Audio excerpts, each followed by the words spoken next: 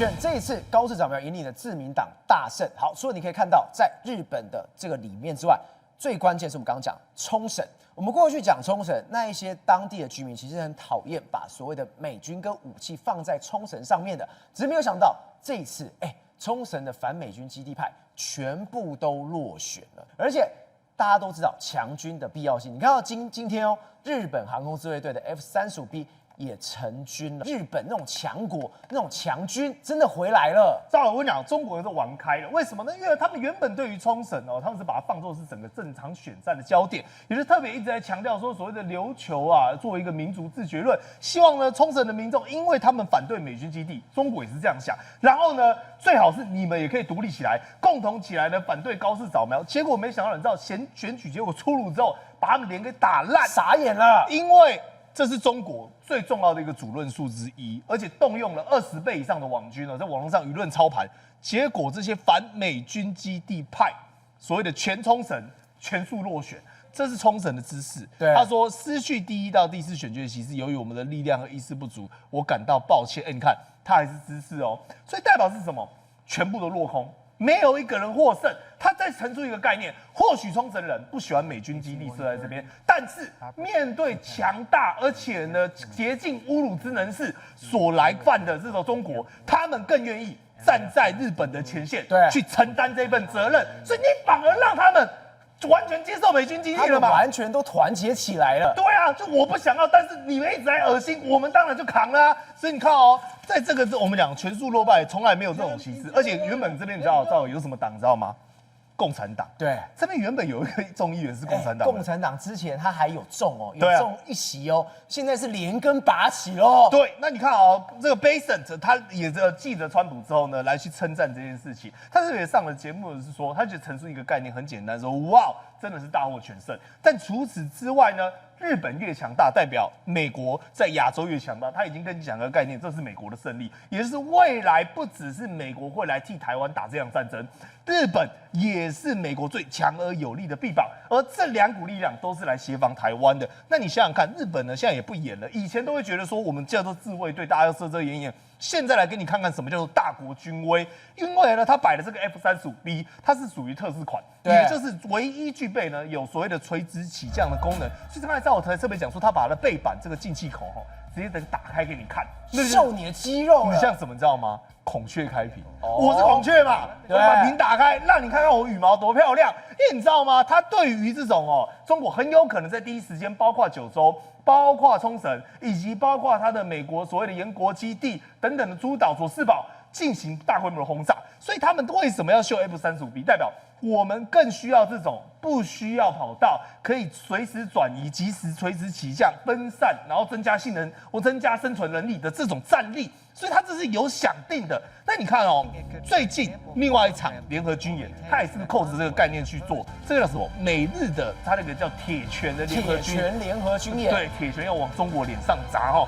来，这是史上规模之大。首先第一件事情，它演练的东西已经不是扮家家酒，它在生地演练。什么叫生地演练呢？也就是我不是在我想定的演习区域里面单单的划定一个区域在里面演，我可能会去到什么呢？去到真的有可能发生战事的地方，去到真的有实战的地方，来进行所谓第一个叫做防御基地，第二个叫做夺回基地，这2大目标来做，因为他们很清楚，中国现在的网友都在讲这件事情，未来跟日本会不惜一战的话，那什么样的情况不惜一战呢？也就是他们想要掠夺台湾，他们想要夺取台湾的时候，日本一定会出兵。他们第一个打的是谁？就是打冲绳基地。打的是谁？就是打我们讲研国基地，打佐世保，打就是冲绳跟九州这2个，就来照这演练的就是那个地方。他就在这个地方演练，他已经想定好了。再来这是陆上自卫队第3水陆机动连，这有点像海军陆战队明明是陆军，但是跟你讲说水陆机动连，而且是要协同跟美军的整合。所以你看这是日方的指挥官，他派的是谁？小林宏树，他在熊本当过第8师的团长来，所以他们讲最懂九州指挥官，很熟地形。美方呢，则是用海军的机动呢展开部队的司令罗杰特纳，他演练的是什么项目？他的擅长是什么？水陆两栖，也就是包括所谓的两栖登陆舰，以及包括的夺岛，以及包括的水下、水上等等的行径，对他们来讲是最擅长的。对，所以当你看到了这个阵容之后，我们讲这叫黄金阵容。那你看加手纳基地，我们刚才讲到的，他的确就派出所谓的 F-35A 以及相关的部队来进行，包括协助啊，以及我们讲的制空，把它夺取它的优势，还有相关的物资运送来做后期的一个保补。你知道，现在日本哦，连传统的老店都可以变出新花样，对，而且跟战争有关。来，你看到这个是什么？这是纺织厂，这叫做山藤所创办的，叫做西正纺织厂，很漂亮吧？对，雕花、绣花，感觉起来文绉绉的。结果他跟你讲说，现在这个也加入军工生产链，对，可怕在这边哦。这是日本的最大的最近展开的一个叫做航空以及防卫的相关展览，而且是在新加坡的航空展，日本来秀它最近的技术到底是什么？结果我们看完之后，很多的其他国家都说我要买，为什么？他被这日本技术吓死了。对，因为它有船嘛，它的我们讲重工业在船舶，特别是最近大金号一招一招的下水饺，技术非常发达。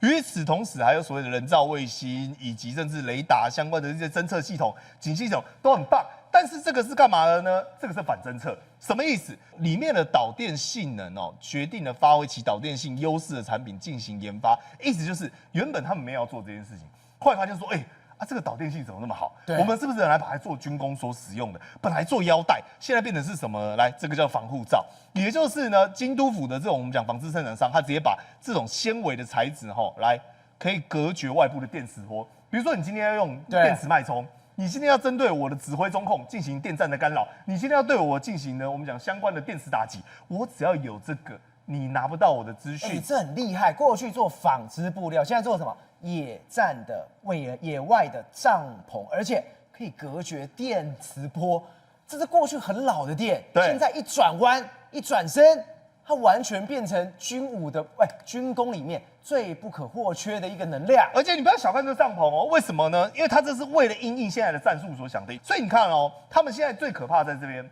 一般来讲，日本的企业都是你像讲三菱重工啊，或者你讲的川崎重工啊，甚至我们讲的尼以及邦代金啊，这个都是超巨型的，很少也听到说有新创。来，照你看这个是什么？造飞机不对纸飞机。纸的无人机，对，而且这个纸无人机这个可以飞吗？可以飞，而且它是新创公司。那为什么这个东西很特别呢？因为第一个，它的确是有一个你看类似机械的装置，它的马达就是这一台。对，但是呢，它其他的零组件呢，5分钟，他跟你讲5分钟。我就把你组装完毕，所以呢，你回家之后订了一堆纸，然后你妈妈还以为说你要做什么纸箱，还是你要做什么纸雕，结果组装起来说，妈妈，我做的是一台军武，它是一台大型的无人机，因为这个也不算小我们要按照它的 size 而定。那你想想看，这个有什么好处呢？第一个，它海上监控啊、运输物资啊，它都搞得定，因为它这个纸板是特化过的，非常硬。那再来呢，雷达是不是呢侦测不到它？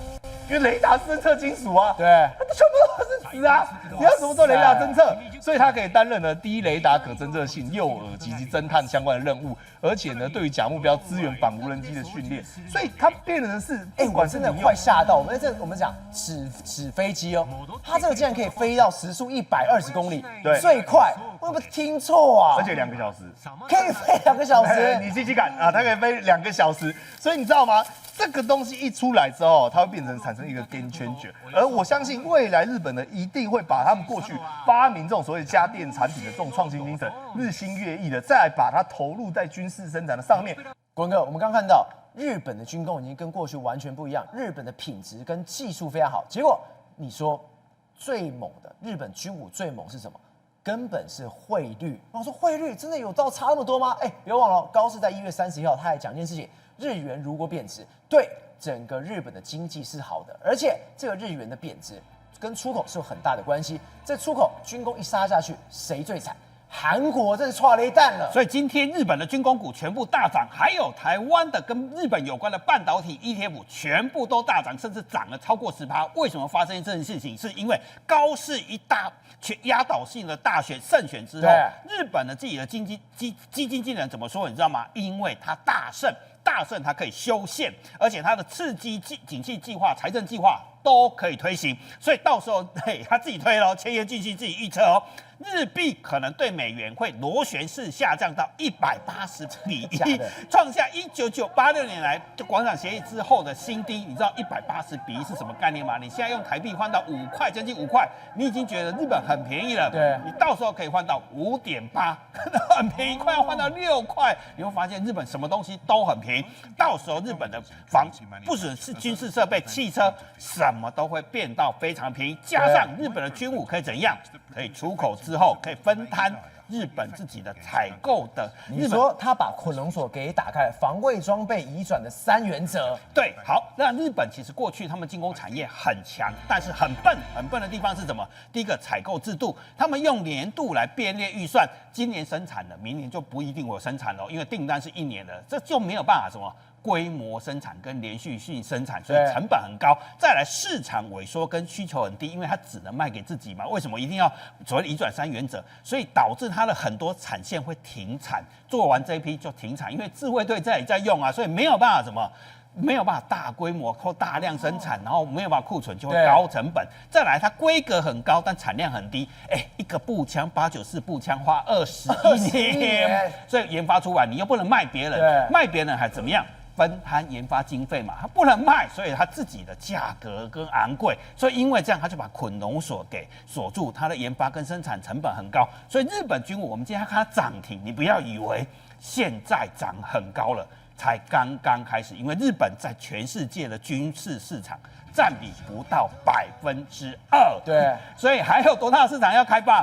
很大难以想象的市场。如果一旦他把捆龙锁打开，这些都被取消之后，加上日币变得这么便宜，好，一旦让日本的所谓的汇率能够降下来的话，倒霉的可能是韩国。为什么你知道吗？造船工业除了韩国之外，再来最强的就是日本。日本过去不能出口嘛，结果造成日本在全世界的所谓的国防市场只占2%。如果未来日本的所谓的军舰可以出口，坦克车可以出口，相关的飞弹跟所谓的设备也都可以出口。第一个打击到了，当然就是相同性非常接近的韩国嘛。我们知道韩国有几个产业，包括 LG 跟韩华海洋，都因为军舰的事业赚了很多钱。那是因为什么？因为日本的军舰不可以出口，他不是完蛋了吗？而且那个时候是吧，美国帮忙他非常多，结果你现在韩国又站在中国这个地方，日本的捆龙锁又要打开了，那以后韩国不是没有生意了？所以我会说，为什么2%才刚刚开始？你从2%可以看出来，它的占比还非常的低。那一旦让它可以全部开放，可以全部出口的时候，你就会看到那个出口的占比会一直往上把它冲上去了，占比提到20、10、20更高的时候，那倒霉被取代的可能就是韩国跟德国都会挨死。你看澳洲最近花了100亿美金买了日本的11艘军舰，他已经觉得是中等便宜的价格。你知道为什么呢？因为竞标对手就是德国业者蒂森克虏伯，我去过这个地方，那一样最上级跟蒂森克虏伯的护卫舰在比，就是因为怎样便宜30%嘛，因为日币贬到150，如果真的如千叶敬信想贬到100%的话，日本会便宜到死。那有一个国家就要倒大霉，那个地方叫韩国，韩国要倒大霉了。这是朝鲜日报自己说的哦。中国车的已经占有韩国市场38%，K 就是韩国 Korea 的电动车本土遭受危机，它现在是可能会是连锁性的危机，是因为不只是汽车会出问题哦，连电池跟零组件。本土的生态都会被动摇，因为电动车在本土市场不敌中国车，对，中国车占比已经飙到34%，谁叫你要跟中国签自由贸易协定？谁叫你要亲中？那么亲中，你只好全部开放市场，结果整个电动车市场被打下34%。对，好，你外销为什么川普会对日本15%，对我们15%？因为我们不亲中，我们都跟着川普的脚步走。一样，川普对日本开了大门嘛，对，所以日本15%，我们15%，韩国是25%，结果它电动车发生什么问题？出口美国暴跌87%，结果是后面追兵已经打到你家的城墙了，结果你家要外销的还被川普筑起一个关起大门，你在里面打狗，你知道吗？卖不出去，追兵又追到你家来，已经在失火了，你也逃不了。宇文哥，我们刚刚说高市扫描大震之后，中国气死了，找一堆出气筒，但不要忘了，之前中国是怎么去对待日本的？他说我稀土要卡你脖子，卡得非常惨嘛，结果没想到出大事了，日本共同社2月6号竟然报道一件事情，中国相关部门近日批准了多项对日稀土的出口。你今天不是要去打击日本吗？不是要用稀土去卡他的脖子吗？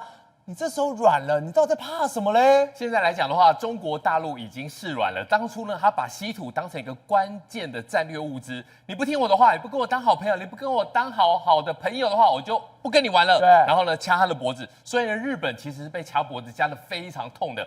在世界上面来讲的话，美国当然也要中国的稀土，但是日本是最直接受害的，因为过去以来的话，他们依赖中国的稀土。2025年11月的时候呢，你知道吗？拉到了多少？拉到了非常大的一个记录。然后呢，中国对日本的稀土出口量大增35%，达到多少？305吨。对，305吨呢？你想想看，你305吨，如果你今天每一个专项它都给你卡脖子，你是不是就是完蛋了？对。那你想想看哦，中国1月的时候呢出了重手，然后呢日本也痛了，痛了之后怎么可能2月还没过到一半，突然就示软了，就说可以喽，可以开放喽，你们要不要来申请一下？那这个东西就是因为跟我们的川普大大有关系。对，高市早苗讲了一件事情，他在一个 podcast 里面讲到一件事情，我们成功的从南鸟岛附近开采到含稀土元素的泥浆。你想想看，以前是因为我们没有，对，那现在如果我们有的时候，那可不可以了？所以呢，现在中国为什么向日本回来哦，那就是因为他们开采到了，然后呢，美国也大力支持日本。南鸟岛在哪边？在日本非常外面的东海岸的地方。结果呢，他们派出来一个地球号。你听这个名字 ，Chinku， 其实日本动漫迷就热腾了，沸腾了。这个不就是日本动漫里面讲的吗？我们到地心里去挖掘矿产。稀土它只是在海底面哦，6000公尺。以前我们觉得不可以，但是 Chinku 地球号它竟然可以成功的把6000公尺里面的稀土泥给挖了上来。哦，你想想看，它是一小罐，就是所谓的稀土泥。对，而在里面呢就有车用的马达。车用的电池需要的稀土，对。而你要想一件事情，我们刚才讲到一个重点，稀土并不稀有，是每一次你要提亮很多的时候呢，你会发现一件事情：第一个，环保没办法；第二个，你没那么大的量，但是你知道吗？海底的世界无奇不有，对，它这次稀土泥，你知道吗？探勘之后大概有多少？1600万吨，对，1600万吨，你要什么都有了。所以呢，当地球号成功的拉出来之后呢，慢慢把它量产，就是什么？就是时间的问题。那如果你可以这样子做的话，那日本还要怕中国吗？不用怕了，日本就不用担心啦。然后另外更厉害的是，因为日本被中国卡脖子卡得太痛了，日本的车用你需要这些稀土，但是呢，当你不给我稀土的时候，我是要全部的电动车弄好，我才可以整车出口的。我不能说我马达，你先把车壳买去，马达你等我。所以呢，你不行的时候呢，他们就自己去研发。如果有一个车用马达，一个车用的磁铁是不含稀土元素的，那我可不可以？他们做到了吗？他们做出来了，日本人的实验室真的非常强。你卡我脖子，我找一个出路。对，我绕过去嘛，弩磁铁，我就不需要你中国的稀土。宏观取材，厘清真相，犀利精准，深入剖析，时刻掌握关键，新闻时事不漏接。老时段，新气象，我是钟浩和，关键时刻2.0，全新出击。